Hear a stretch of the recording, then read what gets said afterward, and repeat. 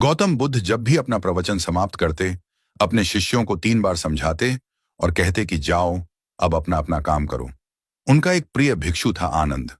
उसे यह बात अजीब सी लगती कि रोज रोज उसी बात को कहने का क्या मतलब है। और जब एक दिन उससे रहा नहीं गया तो उसने उन्हें टोक दिया। बुद्ध धीरे से मुस्कुराए और बोले, आनंद, तुम्हारा कहना अपनी जगह पर सही है कि भिक्षु को रोज रोज क्या समझाना कि जाओ, अब अपना अपना काम करो। पर शायद तुमने यह ध्यान नहीं दिया कि धर्म सभा में सिर्फ भिक्षु ही नहीं, आसपास की बस्तियों के बहुत से लोग भी आते हैं। उनमें से बहुत से लोग ऐसे होते हैं जो पहली बार आए होते हैं। तो उनके लिए मैं यह बात 3 बार दोहराता हूं। पर यह स्पष्टीकरण भी आनंद के पल्ले नहीं पड़ा। इस पर बुद्ध बोले, आनंद, आज की सभा में जितने लोग बैठे थे उनमें सन्यासी तो बहुत सारे थे, पर एक चोर और एक वेश्या भी थे। कल तुम ऐसा करना कि किसी एक सन्यासी उस चोर और वेश्या से जाकर मिलना और उनसे पूछना कि मेरी बातों का उन्होंने क्या अर्थ ग्रहण किया। यह सुनकर आनंद और आश्चर्यचकित हुआ कि इतने लोगों की भीड़ में बुद्ध ने चोर और वेश्या को एक नजर में कैसे पहचाना। और भला मैं कैसे जानूंगा कि वह चोर और वेश्या कहाँ रहते हैं। बुद्ध उसके मन की बात समझ गए। उन्होंने आनंद को चोर और वेश्या के बारे में बताया और जाकर आराम करने को कहा। आनंद ने जैसे तैसे उत्सुकता में वह रात काटी और अगले दिन सुबह सुबह तहकीकात के लिए निकल पड़ा। सबसे पहले वह एक सन्यासी के घर पहुंचा जो बुद्ध की धर्म सभा में नियमित रूप से आता था। आनंद ने उससे पूछा, रात्रि सभा में बुद्ध ने जो आखिरी वचन कहे कि अब जाकर अपना अपना काम करो, आपने उससे क्या सीखा?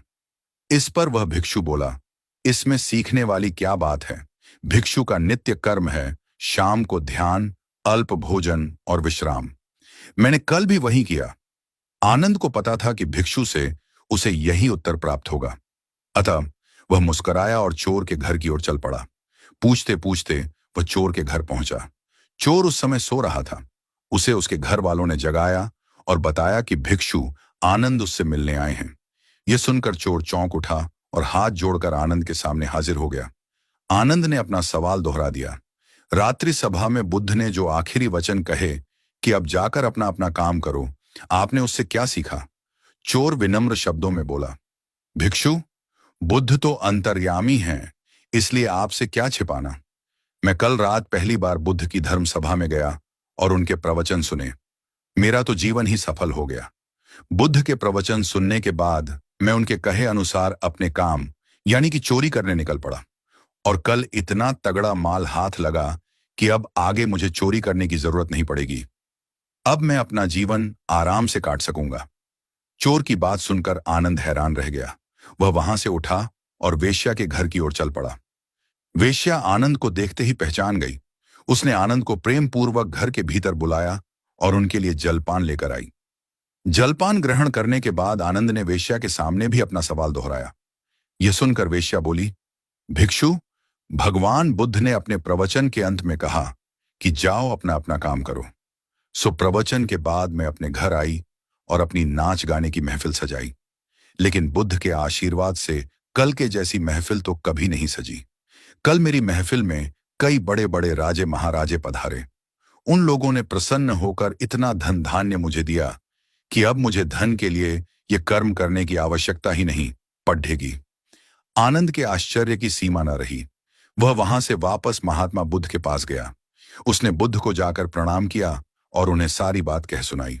बुद्ध बोले, आनंद, इस संसार में जितने भी व्यक्ति हैं, सबके मस्तिष्क अलग अलग हैं।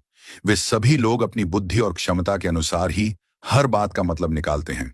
इसीलिए मैं अपनी इस बात को 3 बार कहता हूं कि जाओ, अब अपना अपना काम करो। इसके पीछे मेरी सोच यही है कि किसी के समझने में कहीं कोई कमी न रह जाए। लेकिन इसके बाद भी लोग उस बात का मतलब अपने अपने हिसाब से समझते हैं और इसका कोई उपाय भी नहीं है। इसीलिए यह सृष्टि ऐसी है। हम इसे बदलने के लिए लोगों को प्रेरित तो कर सकते हैं, पर हमारी बातों का कितना असर उन पर होगा, यह कोई नहीं जानता। इसीलिए मैं सभी के साथ एक समान व्यवहार करता हूं और सभी को एक समान अपना अपना कार्य करते रहने के लिए प्रेरित करता हूं। ऐसा रोचक वीडियो देखने के लिए YouTube पर देख रहे हैं तो चैनल को सब्सक्राइब करें और Facebook पर देख रहे हैं तो पेज को फॉलो करें और वीडियो को लाइक करके कमेंट में राधे राधे जरूर लिख दें।